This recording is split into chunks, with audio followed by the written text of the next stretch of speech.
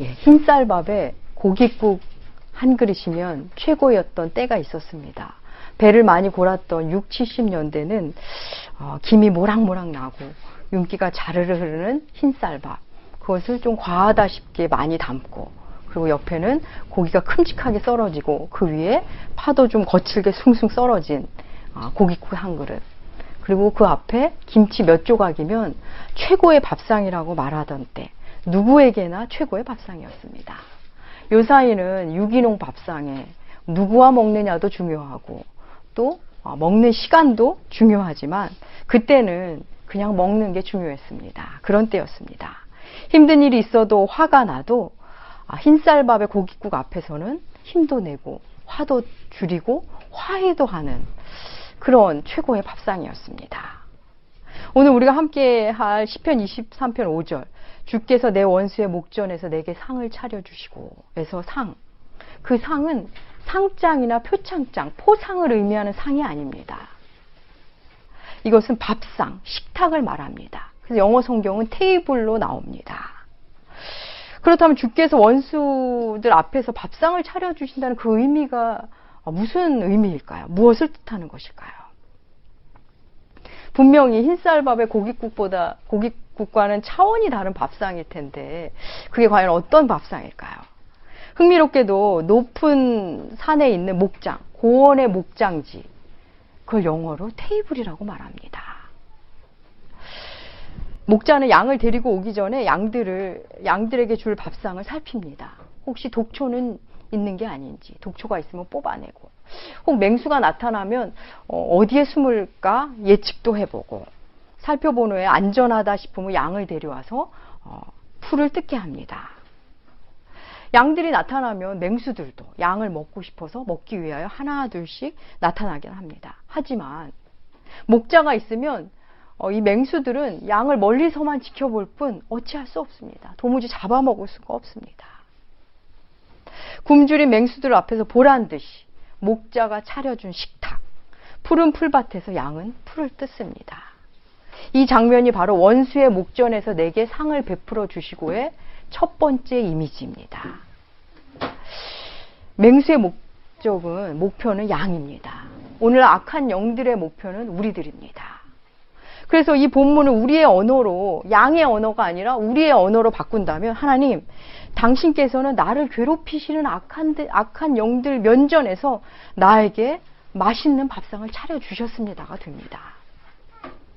성경은 보이지 않는 세계와 보이는 세계를 함께 말하고 있습니다. 우리 지난주 목요 성경 모임에서 시작된 다니엘서에는 전반부는 보이는 세계에서 일어난 일을, 후반부에는 우리가 볼 수 없는 보이지 않는 세계에서 일어난 일을 기록하고 있습니다.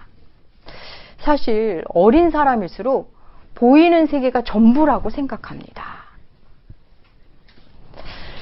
히브리서는 우리에게 말합니다. 보이지 않는 세계, 보이는 세계에 대해서 이렇게 말합니다. 히브리서 11장 3절 주보 뒤에 실어놨습니다.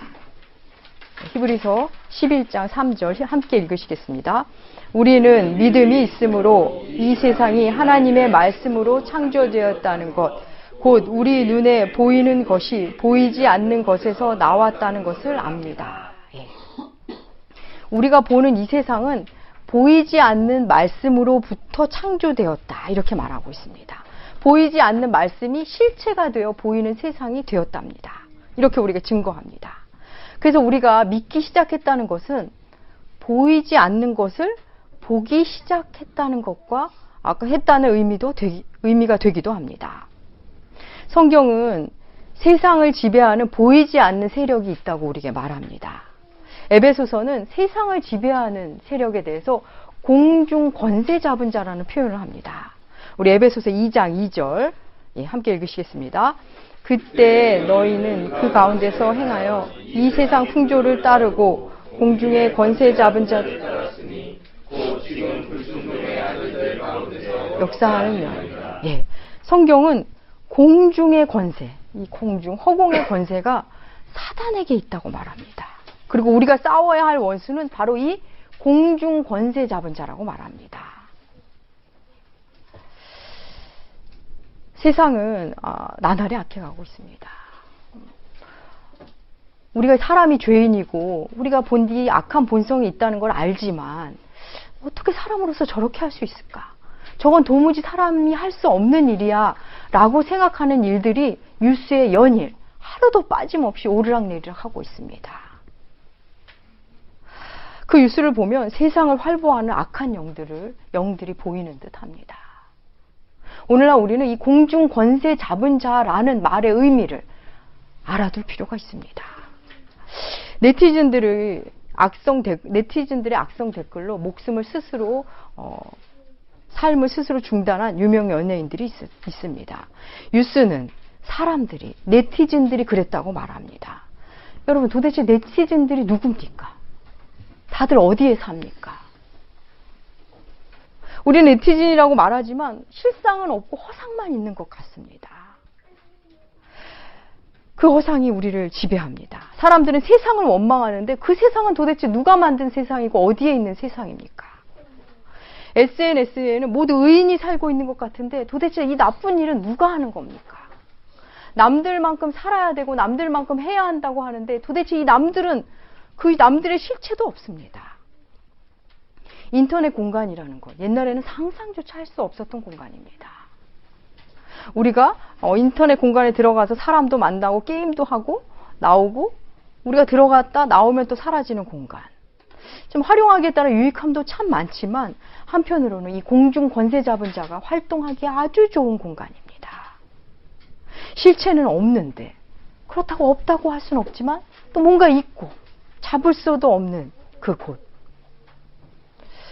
그렇습니다. 세상 풍조와 공중 권세 잡은 자가 이미 우리 가운데 와서 우리의 가치관을 흔들고 우리의 존재를 흔들곤 합니다. 보이지 않는 그 무엇이 우리에게 영향을 줍니다. 바로 우리에게 원수는 이 공중 권세 잡은 자입니다. 그런데 이 공중 권세 잡은 자가 실체로 우리의 삶 가운데, 우리의 일상 가운데 등장할 때가 있습니다. 우리가 누군가로 힘들어하고, 누군가와 다투고, 누구와의 관계로 고통스러울 때, 그래서 씨름할 때, 우리는 그 씨름을 그 당사자와 한다고 생각하지만 성경은 그렇게 말하지 않습니다. 우리의 씨름은 사람과 하는 게 아니라며 에베소서 6장 12절은 이렇게 말합니다. 우리 에베소서 6장 12절 함께 읽으시겠습니다. 우리의 씨름은 혈과 이 어둠의 세상 주관자들과 하늘에 있는 악한 영들을 상대함이라. 예. 우리의 씨름은 혈과 육, 다름 아닌 사람과 하는 게 아니랍니다. 우리의 원수는 사람이 아니랍니다. 진짜 원수는 따로 있다. 이걸 좀 더 섬세하게 풀어준 공동번역 바로 밑에 실어놨거든요. 에베소서 6장 12절 공동번역 다시 한번 읽겠습니다. 우리가 대항하여 싸워야 할 원수들은 인간이 아니라 권세와 세력의 악신들과 암흑세계의 지배자들과 하늘의 악령들입니다. 예, 우리의 원수는 사람이 아닙니다. 그 사람 뒤에서 그를 활용해서 우리를 공격하는 악한 영입니다. 사단은 사람의 몸을 사용하여 우리를 분노케 하고 절망하게 하고 미워하게 하고 분열시키고 그래서 우리로 하여금 하나님과 멀어지게 하는 것. 궁극적인 목적은 그들의 목적은 우리가 하나님과 멀어지게 하는 것입니다. 여러분 남편이 밉고 아내에게 서운하고 부모님에게 불순종하고 자녀가 원망스러운 것. 그래서 그 대상과 씨름하고 그 대상을 미워하는 것.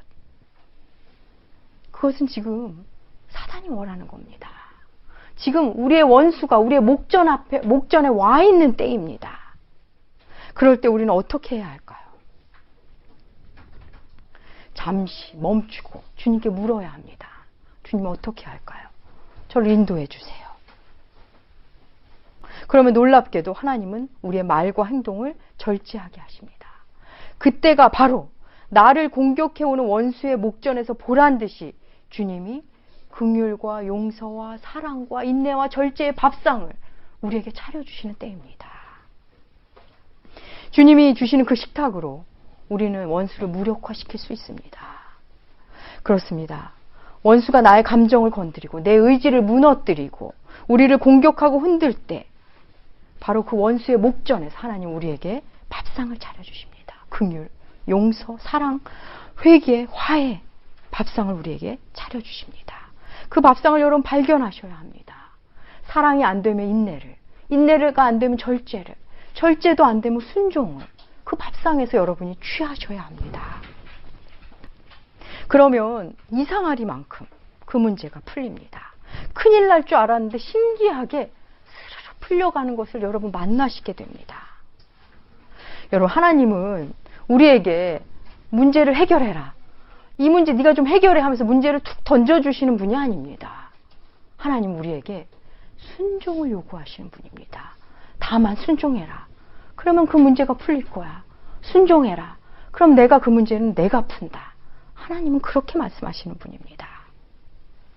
원수의 목전에서 우리가 주님이 주시는 밥상을 먹을 때 일어나는 일에 대해 시편 123편은 우리에게 이렇게 말합니다. 시편 132편입니다. 함께 읽으시겠습니다. 빛나는 면류관을 씌워주시고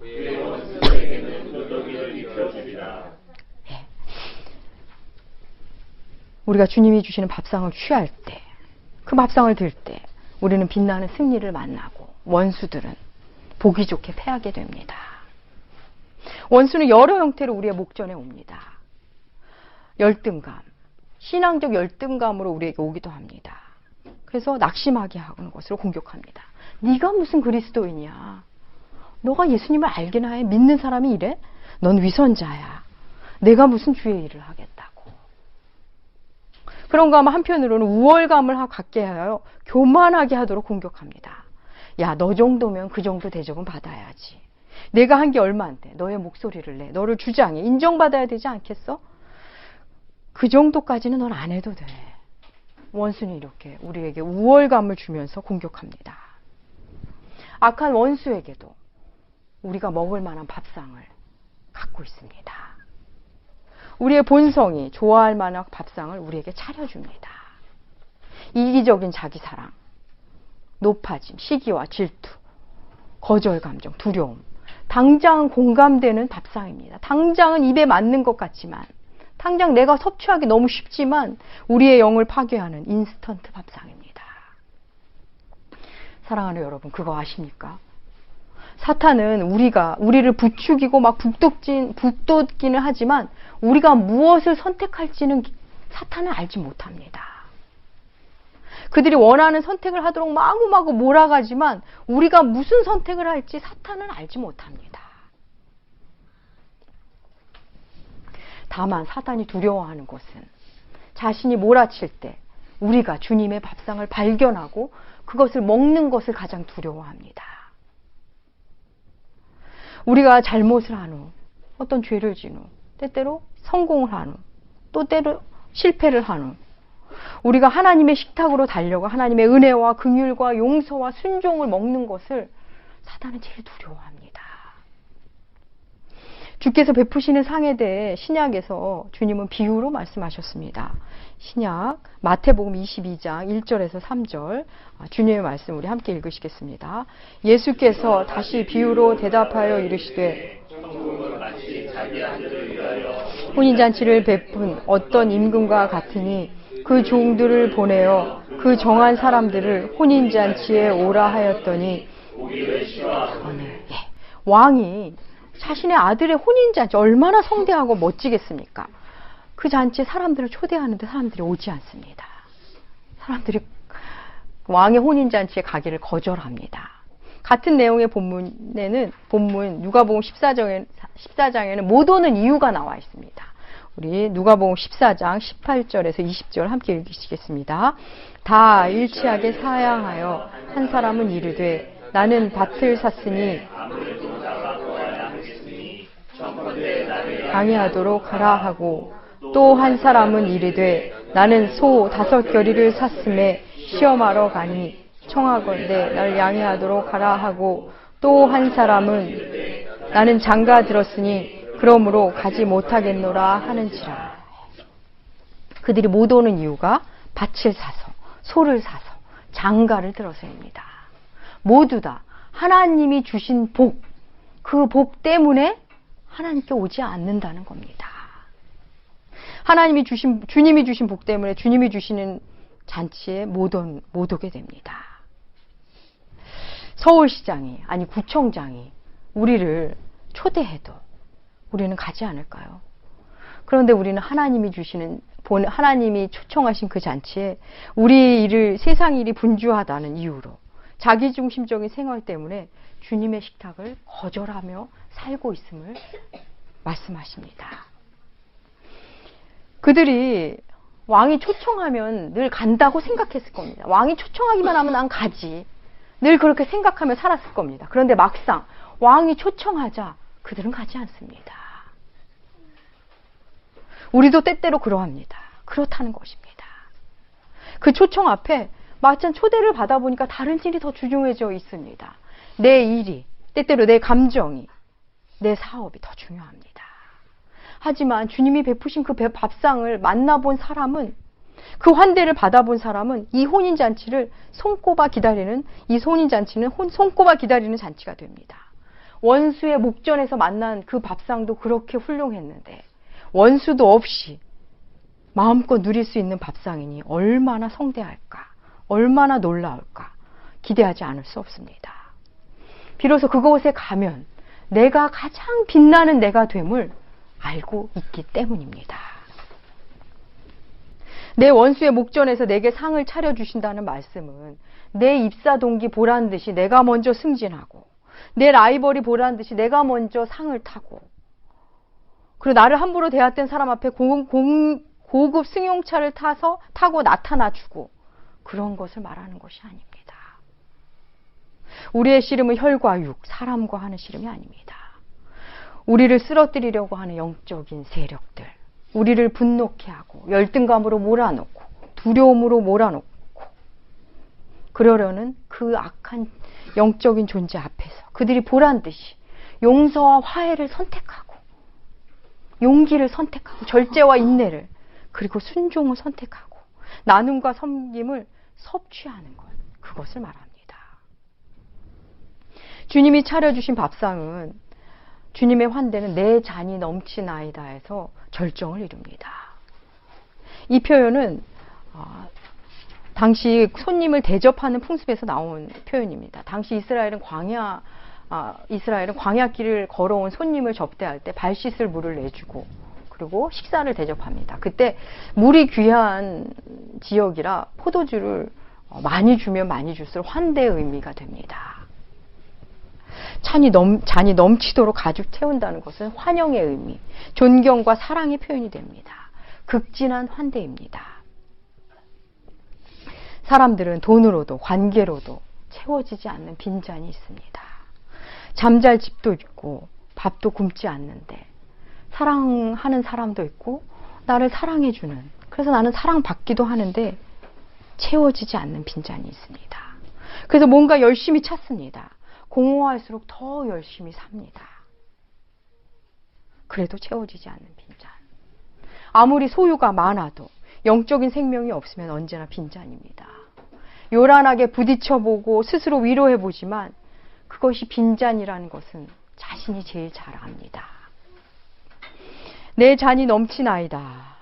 이것은 주님으로 인한 충만한 기쁨을 말합니다. 생명으로 가득 찬 나의 잔, 존재의 충만입니다. 살아있음이 참으로 기쁘고 영원과 맞닿은 삶이 너무나 감사한 그런 넘치는 존재감, 그것이 내 잔이 넘치나이다입니다. 존재의 잔은 주님이 주시는 밥상에서만 채워집니다. 공고함이 밀려올 때, 나의 노력이 모두 수포로 돌아가는 듯할 때, 나의 그 많은 수고가 도리어 나를 비웃는 듯할 때, 그 빈잔을 들고 주님께 가야 합니다. 나는 점점 비어가고 메말라가고 허무함이 몰려올 때 주님이 정성껏 마련하신 그 식탁을 발견하셔야 합니다. 제 경우 때때로 정말 이거는 악한 세력이 나를 무너뜨리려는 공격인가 보다 하는 일들이 만날 때가 있습니다. 그럴 때 조용히 힘겨운 마음으로 말씀을 펴면 언제든지 주님이 만나주십니다. 언제든지 그분이 마련한 식탁을 저에게 베풀어 주십니다. 또 때때로 홀로 저는 찬양을 듣습니다. 듣기도 하고 부르기도 합니다. 인터넷 영상을 보며 혹은 CD를 틀어놓고 마음으로 부르기도 하고 함께 저도 소리내어 부르기도 하며 가사를 음미합니다. 그럴 때마다 주님이 얼마나 저에게 많은 위로와 기쁨으로 다가오시는지 모르겠습니다. 그래, 주님이 계시는데, 주님이 다 아시는데 그냥 묵묵히 살자. 주님만 바라보고 살면 괜찮을 거야. 주님께 저에게 주님이 주시는 밥상으로 다시 에너지를 얻습니다. 주님이 자신을 다 버리면서까지 마련하신 주님의 식탁. 사람의 눈으로 볼 땐 초라해 보이고 말도 안 되는 것 같지만 자녀된 자의 눈으로, 영적인 눈으로 보면 최고의 식탁, 세상이 줄 수 없는 최고의 식탁임을 만나게 됩니다. 어제 뉴스를 통해 일본의 화산이 폭발하고 대만에 지진이 났다는 소식을 접했습니다. 여러분, 세상은 지금 종말을 향해 치닫고 있습니다. 악한 영들은 더욱더 기승을 부릴 것입니다. 세상은 더 악해질 것이고 지금껏 들어왔던 것보다 더 끔찍한 소식이 뉴스에 올라올 것입니다. 베드로 사도는 오늘을 사는 우리에게 이렇게 말합니다. 베드로전서 5장 8절입니다. 5장 8절 함께 읽으시겠습니다. 정신을 바짝 차리고 깨어 있으십시오. 먹이를 찾아 돌아다닙니다. 예, 원수가 마치 굶주린 사자처럼 먹이를 찾아 헤매고 다닙니다. 그 원수는 우리를 와서 물뿐 아니라 자꾸 우리와 동거하자 합니다. 같이 살자고 합니다. 선악의 기준이 오직 자기 자신뿐인 우리의 자아, 그 안에 들어와서 똥아리를 틀고 살고 싶어 합니다. 사랑하는 나무교회 교우 여러분, 원수가 우리의 목전에 찾아와 우리를 삼키려 할 때 우리는 주님이 차려주신 식탁 앞으로 가면 됩니다. 매일매일 주님은 우리를 위해 식탁을 마련하시지만 예배는 가장 쉽게 만날 수 있는 주님의 식탁입니다. 사랑하는 교우님들과 주님 앞에서 힘껏 나의 자아를 내려놓고 마음껏 주님을 찬양하고 울고 웃으며 잔치를 벌이는 것, 그것이 바로 예배입니다. 주님이 주시는 식탁은 보이는 말씀인 성찬으로 이어집니다. 주님이 베푸시는 영적인 밥상, 오늘 우리는 주님이 베푸시는 영적인 식탁, 성찬을 함께 할 것입니다. 말씀의 향연, 주의 사랑과 공의의 향연, 말씀의 밥상, 주께서 주시는 말씀, 교회를 통한 교제, 섬김, 그 은혜, 그것들로 우리의 영혼은 소생케 됩니다. 사랑하는 나무교회 교우 여러분, 주께서 친히 차려주신 밥상, 원수의 목전에서 보란듯이 차려주시는 그 밥상, 그 식탁에서 긍휼과 은혜와 인내와 절제, 순종을 먹읍시다. 예수 그리스도를 취합시다. 처음에는 힘드실 겁니다. 내 입맛에 안 맞는 것 같을 겁니다. 하지만 그 밥상을 계속 맞이하고 들다 보면 우리의 영적 근육은 더욱더 단단해지고 어느새 우리의 자는 차고 넘치고, 그래서 그 어떤 일 가운데서도 힘있게, 그러면서도 아주 유연하게 갈 수 있는 사람이 됩니다. 설 명절이 시작되었습니다. 우리 민족 고유의 명절인데 한편으로는 원수들이 가족을 분열시키고 아프게 하는데 이용되는 시기이기도 합니다. 원수가 우리 목전에 나타나 힘겨움과 불편한 감정으로 공격할 때 잠시 귀를 닫고 입을 닫고 눈을 감으시면 주님의 식탁이 보이실 것입니다. 그래서 사랑을, 긍휼을, 그게 안 되면 인내를, 절제를, 용서와 용기를 드시기 바랍니다. 먹은 그것이 에너지가 돼서 우리는 화평의 사람이 될 것입니다. 그러면 우리의 잔은 다시 차고 넘치게 됩니다. 사랑하는 나무교회 교우 여러분, 주께서 내 원수의 목전에서 내게 상을 차려주시고 기름을 내 머리에 부으셨으니 내 잔이 넘치나이다. 이 말씀이 여러분의 일상에서 육신이 되는 은혜를 만나시길 축복합니다. 기도하겠습니다. 하나님 아버지, 감사합니다. 주님이 차려주신 식탁이라는 말씀 안에 이렇게 놀라운 비밀이 있음을 알려주시니 감사합니다. 주님, 매일매일 차려주시는 그 밥상을 잘 드는 우리들 되게 하시고, 그 밥상을 먹은 만큼 사랑의 에너지로, 영적인 에너지로 더 많은 사람을 품고 깊이 있게 주님을 만나는 우리들 되게 하여 주시옵소서. 감사드리며 존귀하신 예수님의 이름으로 기도합니다.